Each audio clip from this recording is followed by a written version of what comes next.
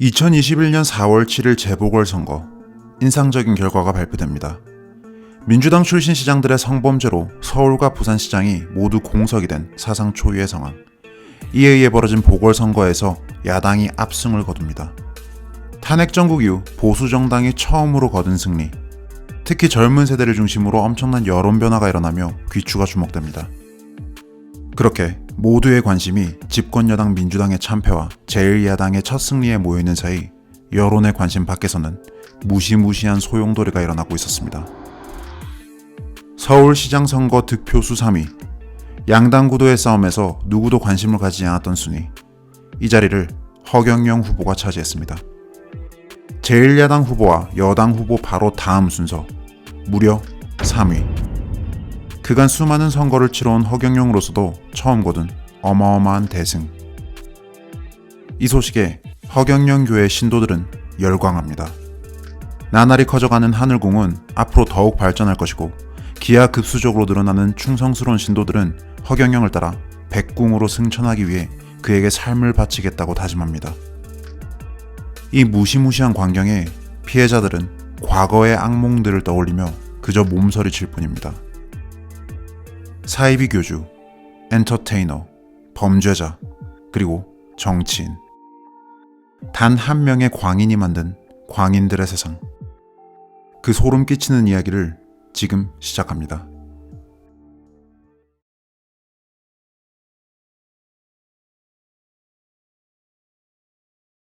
허경영, 그는 한 단어로 정의하기 어려운 사람입니다.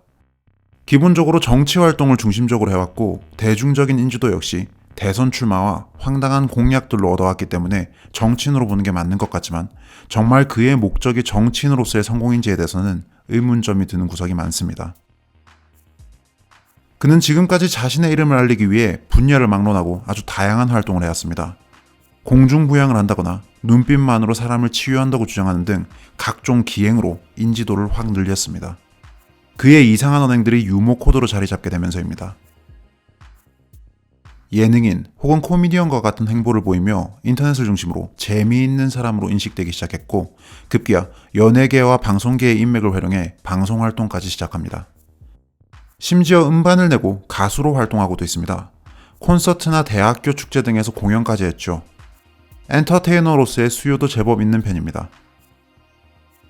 물론 이런 요소들은 전부 허경영이라는 사람을 이해하기 위한 단편적인 조각들일 뿐입니다. 허경영은 일찌감치 유명세의 본질을 깨달은 사람입니다. There is no such thing as bad publicity. 이 세상에 나쁜 유명세라는 건 없다. 홍보업계에서 자주 쓰이곤 하는 말. 허경영의 삶만큼 이 명언에 대한 좋은 예시는 없을 겁니다. 그의 출발점을 살펴볼까요? 허경영은 1991년 지방선거에 2차례 출마합니다. 그게 공적 활동의 시작이었죠. 당시 지방선거는 3월 기초의원 선거와 6월 광역의원 선거로 나눠져서 치러졌는데요.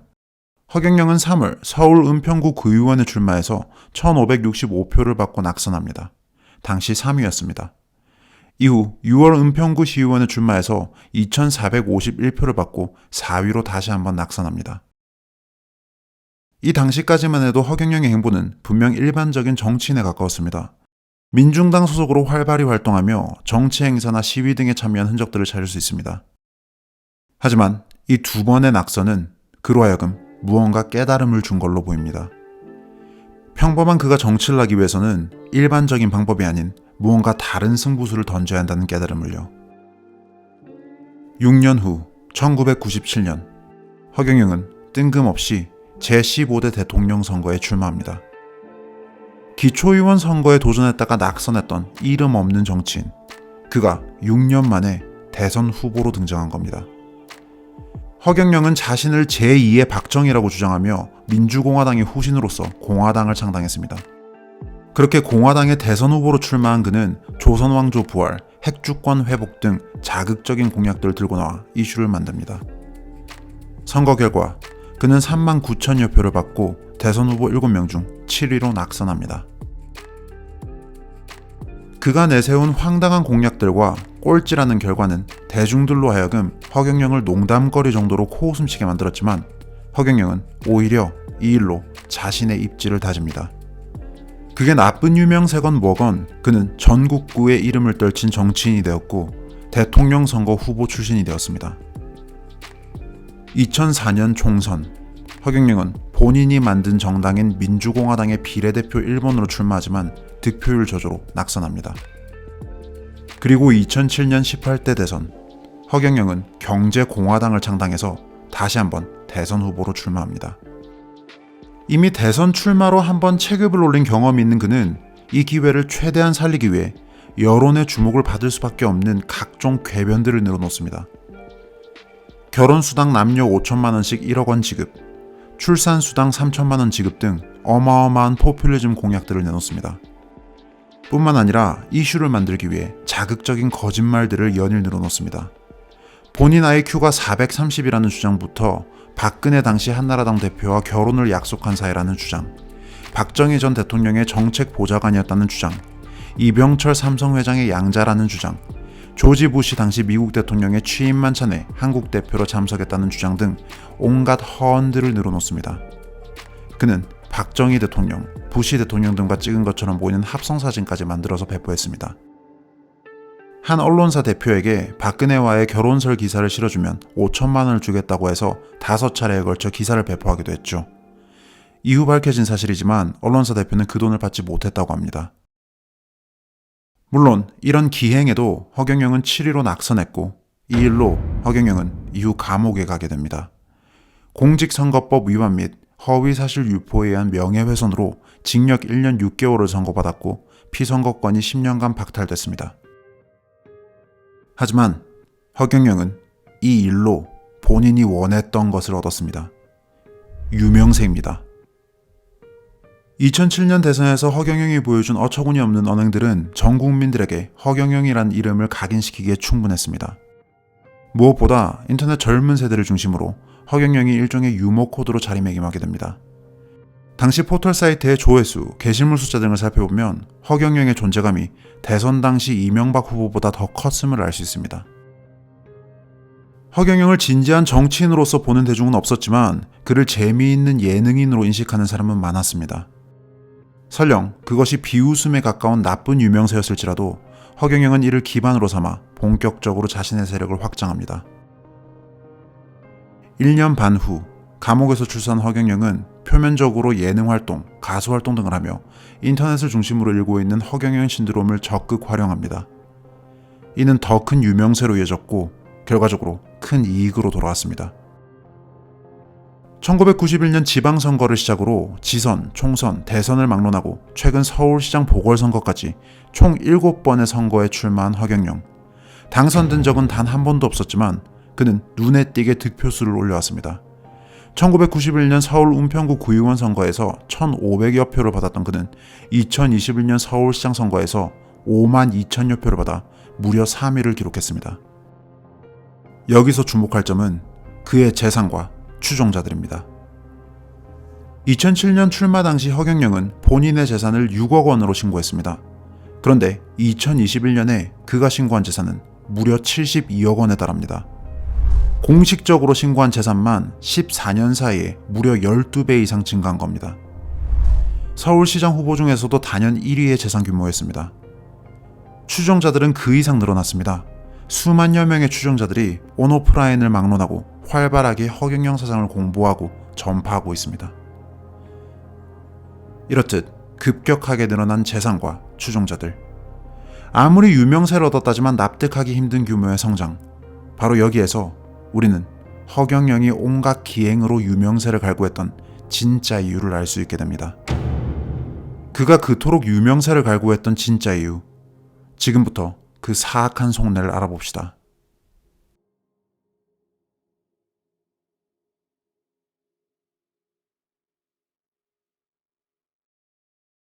표면적으로는 예능 활동에 집중하는 것처럼 보이던 허경영. 재미있는 노래, 공중부양이나 눈빛 치료 같은 웃긴 행동들. 유쾌한 기분으로 허경영을 바라보는 일반 대중들은 허경영 어록 같은 것들을 공유하며 그를 농담으로서 소비해왔습니다. 하지만 허경영은 그런 유명세를 먹어치우며 몸집을 키우고 있는 괴물이었습니다. 그저 재미있고 우습기만 한 이미지의 이면에는 끔찍한 실체가 숨겨져 있었습니다.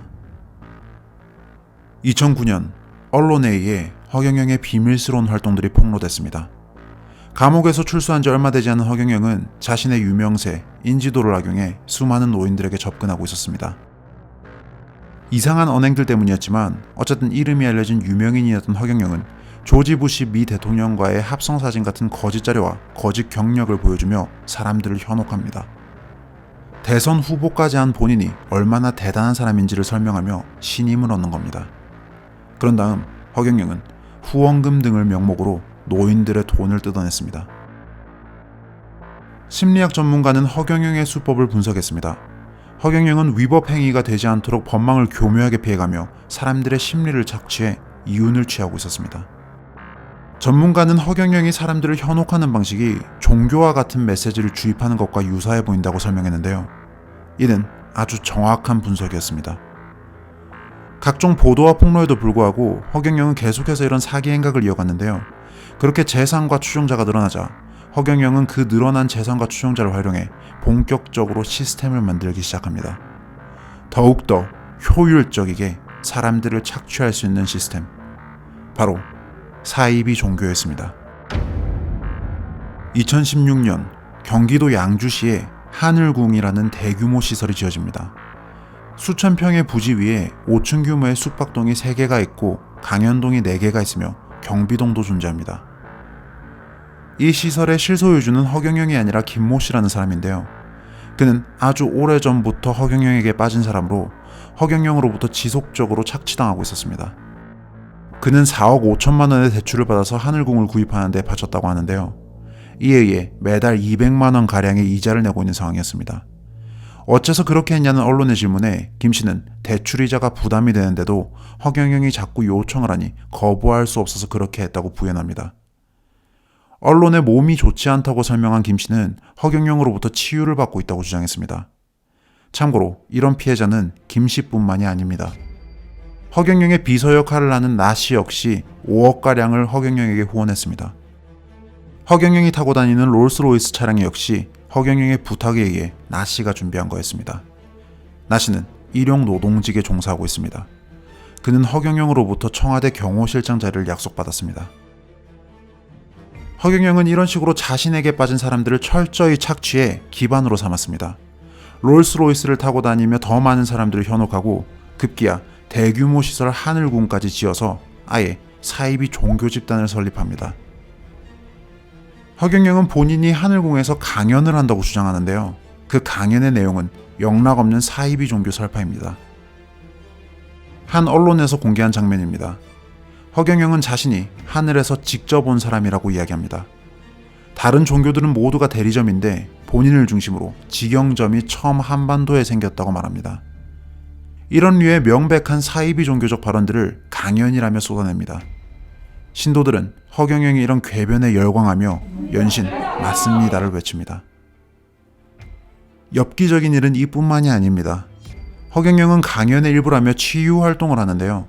신체치료, 특수치유법 등을 한다면서 여성 신도들의 가슴 등 신체 부위를 더듬기도 합니다. 앞서 김 씨를 비롯해 실제로 허경영의 신도들은 허경영이 자신의 눈을 바라보고 몸을 쓰다듬는 것만으로도 병이 낫는다고 믿습니다. 허경영은 이런 사기극을 통해 수만에 이르는 신도들로부터 어마어마한 돈을 뜯어내고 있습니다. 이른바 허경영 말씀을 듣기 위해서는 본좌섭리회라는 단체에 가입을 해야 하는데 여기에는 매달 돈을 지불해야 하는 조건이 있습니다. 행사와 상품 판매도 있습니다. 하늘궁은 한 달에 2번씩 참가비 10만 원씩을 받고 행사를 벌이는데요. 이런 행사들로만 한 달에 수천만 원에 달하는 수익을 거두고 있습니다. 숙박시설을 갖춘 힐링궁에서는 1박에 20만 원을 받고서 사람들을 끌어들인 후 수백만 원에 이르는 의료보조기기들을 판매하기도 합니다. 허경영 시계, 달력, 액세서리부터 허경영의 프리미엄 에너지를 받을 수 있다는 300만 원짜리 백궁 명패에 이르기까지 온갖 구실을 만들어서 사람들을 착취하고 있습니다. 물론 여느 사이비 종교와 마찬가지로 신도들은 피해자이자 동시에 가해자이기도 합니다.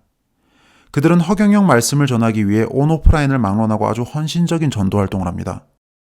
허경영 영상 같은 것들을 보여주며 호기심이 생긴 사람들을 끌어들이는 방식입니다. 그렇게 더 많은 사람들을 전도할수록 높은 레벨이 주어져 더 높은 백궁으로 갈 수 있다고 믿고 있습니다. 레벨과 백궁, 이 생소한 개념은 다른 곳에서도 반복적으로 등장합니다. 지난 2020년 4.15 총선 당시 허경영이 만든 국가혁명 배당금당, 그 후보들의 발언에서도 나오는 개념인데요.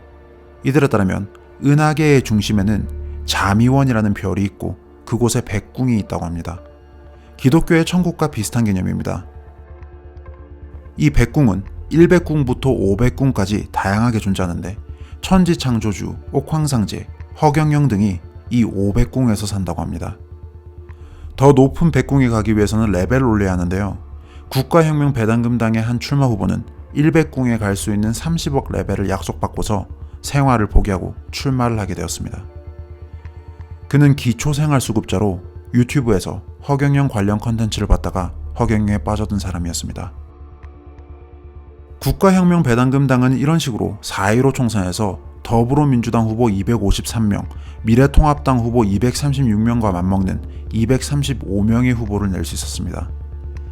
예비 후보자는 무려 847명에 달했습니다. 이는 마치 허경영의 대선 출마 전략처럼 유명세를 노린 전략으로 보입니다. 국가혁명 배당금당 지역 간부가 지역 예비 후보자들로부터 약 2천만 원을 받아냈다가 덜미가 잡힌 사례를 생각해보면 국가혁명 배당금당 역시 허경영의 사이비 종교를 중심으로 움직이고 있다는 점을 알 수 있습니다. 허경영은 현재 사이비 종교 교주라는 자신의 역할과 정치인이라는 자신의 역할을 결합시키는 작업을 하고 있는 걸로 보입니다. 그의 신도들은 그의 지지자이며 돈줄이며 홍보수단입니다. 신도들이 레벨을 높이기 위해서 열심히 전도 활동을 하기 때문입니다. 이 강연을 한번 보라며 허경영 강연을 홍보하는 게시글, 댓글들이 인터넷상에서 자주 보이는 이유기도 합니다. 현재 하늘궁은 허경영을 대표로 종교법인 설립 허가 신청이 되어 있는 상황이고, 국가혁명 배당금당은 지난 총선에서 20만 표 이상을 받으며 35개 정당 가운데 11위를 차지했습니다.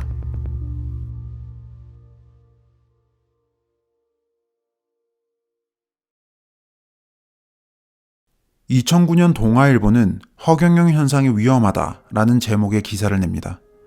허경영이 각종 방송활동을 통해 웃긴 이미지를 정착해 갈 때 나온 기사입니다. 여기서 문화평론가 최영일 사회학 박사는 비과학의 역설에 대해 지적합니다. 허경영에 대해서 모두가 허무맹랑하다고 이성적으로 인지하고는 있지만 인간의 약한 의존 심리를 교묘하게 파고들고 있는 게 허경영의 발언들이라는 겁니다. 2007년 대선 당시 허경영이 내놓았던 공약들, 예컨대 신혼부부에게 각각 5천만 원씩 주겠다는 공약은 이성적으로 볼 때는 허무맹랑해도 그랬으면 좋겠다는 이런 대중들의 막연한 의존 심리를 절묘하게 공략하며 성공했다는 해석입니다. 이성적으로 말이 안 되지만 인간의 심리를 파고드는 비과학의 역설. 최영일 박사는 허경영을 오랫동안 소비할 경우 언젠가 그를 추종하는 세력이 등장하게 될 것이라고 경고합니다. 이 경고는 여러 차원에서 맞아떨어졌습니다. 허경영의 사이비 종교가 이 정도로 득세한 점도 그렇지만 더욱 심각한 건 정치권이 점점 허경영을 닮아가고 있다는 점입니다. 10여 년 전 국가가 국민에게 매달 돈을 나눠주자고 주장했던 허경영. 오늘날 그 주장은 기본소득제, 국가배당금제 등의 이름이 되어 여러 정치인들에 의해 주장되고 있습니다. 결혼을 하면 결혼수당으로 남녀 각각 5천만 원을 지급하겠다고 주장했던 허경영. 서울시장 재보선 과정에서 국민의힘 나경원 예비후보는 결혼하면 4,500만 원, 출산하면 4,500만 원을 지원하겠다고 선언했습니다. 출산 시 3천만 원을 지급하겠다던 허경영. 최근 지방자치단체들은 이런 출산장려금을 본격 실시하고 있습니다. 현재 정부의 아동수당과는 별개로 출산장려금을 지급하는 지자체가 전체 지자체의 92%에 이릅니다. 경북 봉화군의 경우 첫째 아이 출산장려금으로 700만 원을 주고 전남 영광군은 셋째 아이를 낳으면 3천만 원을 줍니다. 물론 이런 정책들은 현재 대한민국의 심각한 저출산 위기를 극복하려는 대책으로서 한정적으로 나온 급진적인 정책이라고 이해할 수도 있습니다. 문제는 단순히 결혼과 출산 문제에만 한정해서 이런 정책들이 등장하는 게 아니라는 점입니다. 복지를 위시한 각종 수당에서부터 기본소득에 이르기까지 10년, 20년 전만 해도 코웃음 쳤던 허경영의 헛소리들과 비슷한 정책들이 점차 현실적인 차원에서 논의되고 있습니다. 좌우 정치인을 막론하고 이런 포퓰리즘으로 주목을 받기 위해서 대결을 하고 있습니다. 10여 년 전만 해도 우스꽝스러운 허언 취급당했던 허경영의 말들. 그런데 이와 비슷한 말들이 오늘날 현실 정치인들의 입에서 나오고 있는 겁니다. 이렇듯 허경영이 망가뜨리고 있는 건 그의 말에 현혹된 신도들만이 아닙니다. 허경영은, 아니 정확히는 허경영 모델은 한국 정치, 나아가 사회 전체를 망가뜨리고 있습니다. 수많은 사람들을 착취하며 기생하고 있는 허경영은 지금도 꾸준히 그 세력을 키우고 있습니다. 그리고 한국 정치는 점점 그를 닮아가고 있습니다. 악이 승리하기 위해 필요한 유일한 조건은 선한 사람들의 방관이다. 에드먼드 버크의 말. 혹시 아직도 허경영이 그저 웃긴 사람으로만 보이십니까?